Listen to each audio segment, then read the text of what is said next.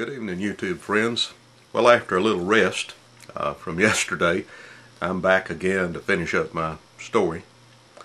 This is Saturday, April 5th, and it's nighttime, about a little past 8 p.m. Central Daylight Savings Time.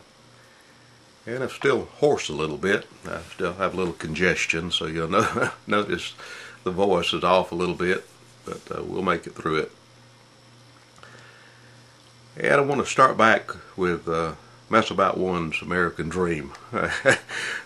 I'm afraid the first parts drew out mighty long. I sat there on the porch yesterday and talked for 45 minutes straight. And as you saw, I divided those up into 6 different segments and made them a little shorter.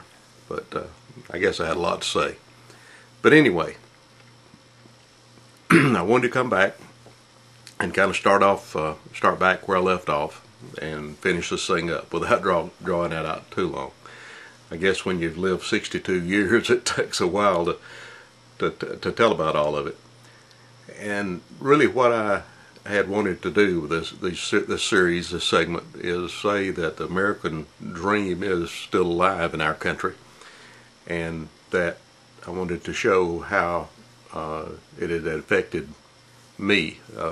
Being able to live in a free country and be able to have dreams and be able to pursue those dreams and have a real good chance of many of them coming true was my intention of making this video, because I have a great deal of respect and love for this country, for my country.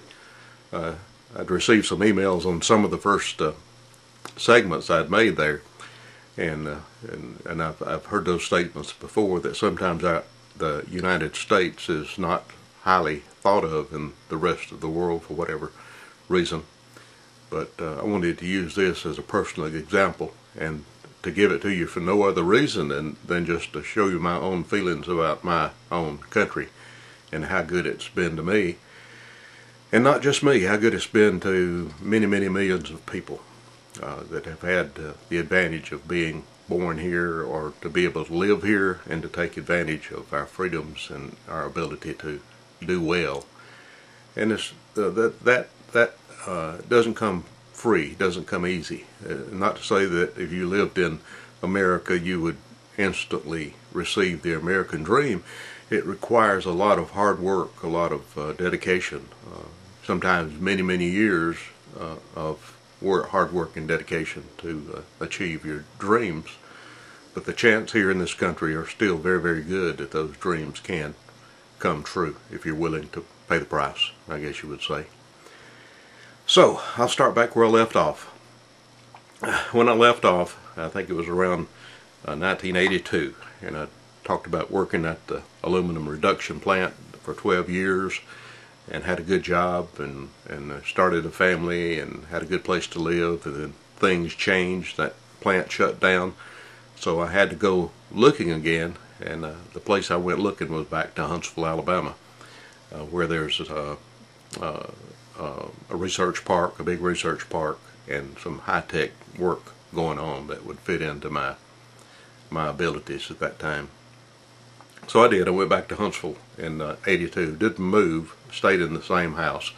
Drove back and forth about 85, 90-mile round-trip drive every day. But started working back in Huntsville and came up with a better job really than what I had at the reduction plant, the aluminum reduction plant. Went to work in a high-tech field, and I fitted in my talents and abilities, fitted in, and I started off and did well. No problem adjusting. But as all stories go, even when you're living maybe an American dream, there can also be some nightmare parts of that American dream, and I've had my share of those too. In 1984, due to reasons that I won't go into and discuss, I had marital problems and ended up with being divorced in 1984 from my wife of 14 years at that time. And we had 2 children, 2 boys, a young teenage boy and a younger brother. And as it turned out, I became a single parent to those two sons, and that added to added to the challenge of taking care of a job and being a single parent. But we worked things out. Stayed in the same house. I kept the same job, and things progressed along after 1984. The company I'd gone to work for after I went back to Huntsville was a good little company, a small company, and it was owned by a Chinese man and his wife, and it was a high-tech company. They dealt in computers and military type hardware and such. And I went to the company, and I was happy there and growing good. But I'd been there about 3 years, which makes it about 1985, 1986. And the man that owned the company had a heart attack, had heart trouble.